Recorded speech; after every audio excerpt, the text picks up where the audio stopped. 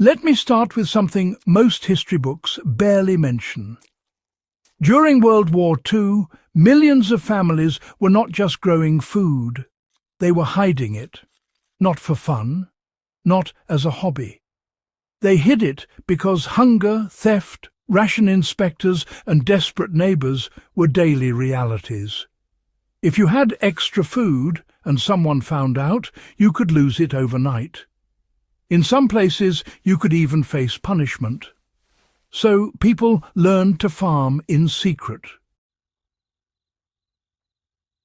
Imagine living in a city under blackout rules, hearing bombers overhead at night, standing in ration lines by day, and knowing that what you grew might be the difference between your children eating or starving. That pressure created an entire underground system of hidden food production. Today, most of it is forgotten. Yet these techniques still work, especially for anyone interested in preparedness, self-reliance, or long-term resilience. In this video, we are going to uncover how ordinary families hid gardens in plain sight, what they grew, and how you can still apply these methods today. Why wartime families could not rely on visible victory gardens alone. During World War II, governments encouraged citizens to plant victory gardens. These were public, visible plots meant to boost morale and food production. But behind the propaganda posters was a harsher reality. Victory gardens were often inspected. Yields were sometimes requisitioned. In crowded cities, thieves targeted known gardens. In occupied territories, authorities monitored food production closely. Families who wanted security needed something different. They needed private food sources that would not draw attention, you know. So, alongside public gardens, people quietly created secondary hidden systems. These were, in a way, insurance policies against confiscation, theft, and shortages. Many diaries and letters from the period describe this double system. There was a visible garden for compliance and appearances, and, well, a hidden one for survival. How backyards, basements and alleyways became secret farms. One of the most common hidden growing spaces was the backyard edge. Instead of planting crops in neat rows, families planted them along fences, behind sheds, under clotheslines and beside compost piles. From a distance, these looked like weeds or decorative plants, but up close they were food. Basements were another key location. Root vegetables like potatoes, carrots and turnips were often grown in wooden boxes filled with soil near small windows. Some families built shallow growing trays under staircases where, a bit of light leaked through. In urban areas, alleyways became covert gardens. Residents planted between trash bins, behind coal sheds and beside brick walls. These narrow strips received enough sun to grow beans, greens and herbs, yet were rarely inspected. If you want to apply this today, walk your property and look for ignored spaces. The strip behind a garage, the side of a fence, the area behind rain barrels. These are honestly modern equivalents of wartime hidden plots. Why families favoured low-profile crops over obvious vegetables. Not all crops are equal when secrecy matters. Wartime families learned quickly which plants attracted attention and which, blended in. Potatoes were king. They grew underground, stored well, and could be disguised with ordinary-looking foliage. Jerusalem artichokes were another favourite, you know. They looked like wildflowers, but produced large edible tubers. Kale, chard and mustard greens were planted among ornamental plants. From the street they looked decorative. In reality, they provided steady nutrition. Climbing beans were trained along clotheslines, fences and trellises that already existed. To outsiders, they looked like vines. To the family, they were protein sources. Berry bushes were often disguised as hedges. Currants, gooseberries and raspberries blended into landscaping while producing valuable fruit.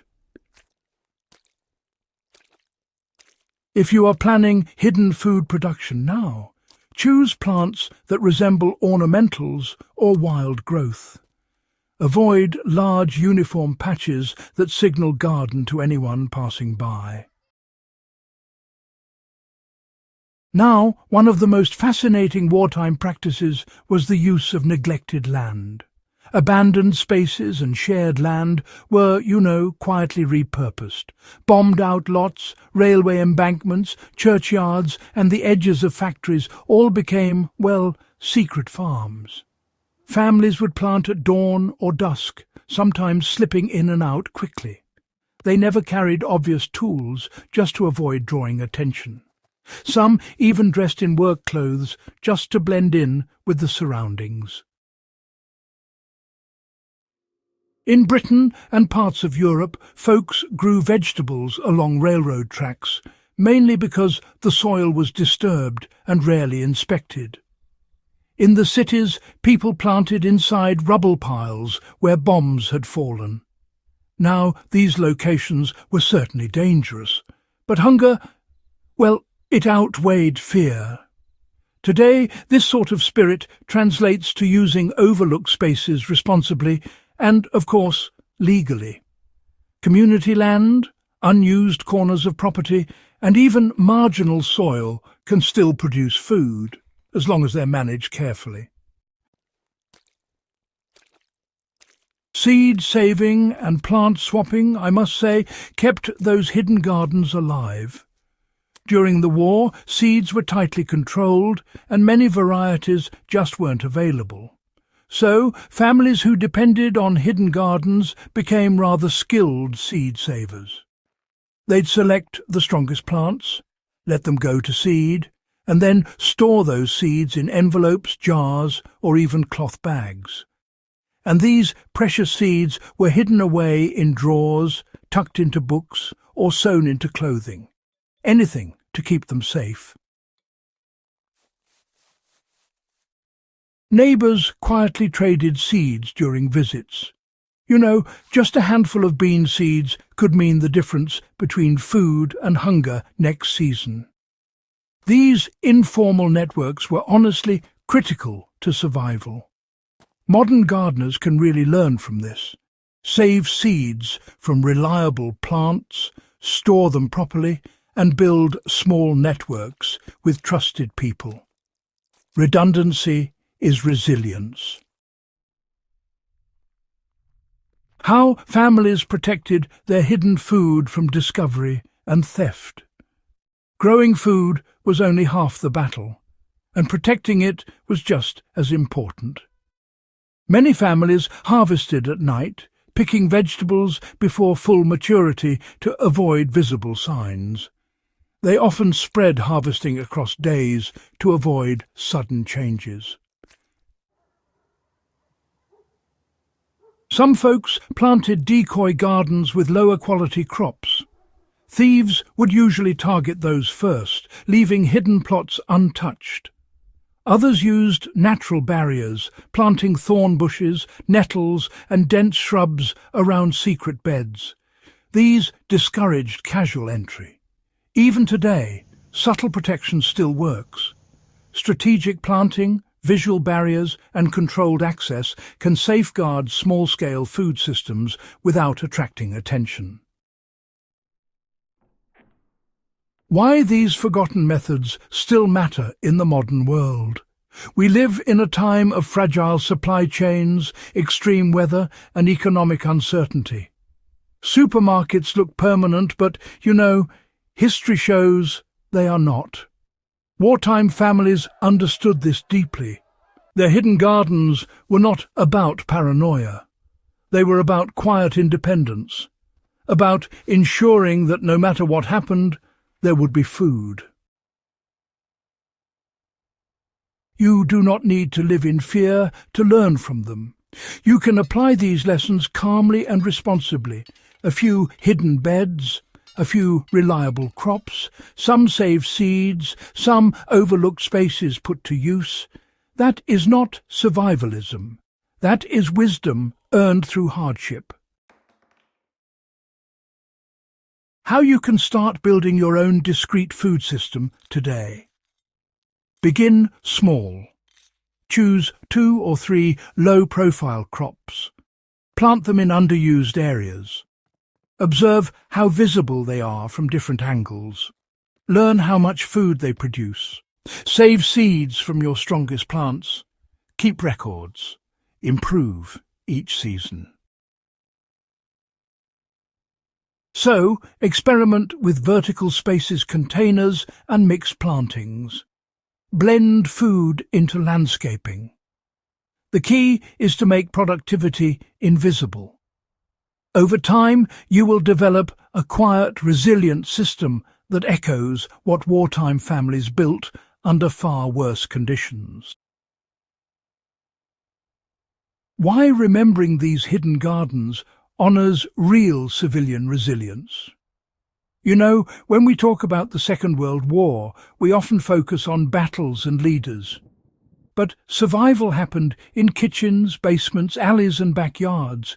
It happened through careful planting, quiet harvesting and relentless determination.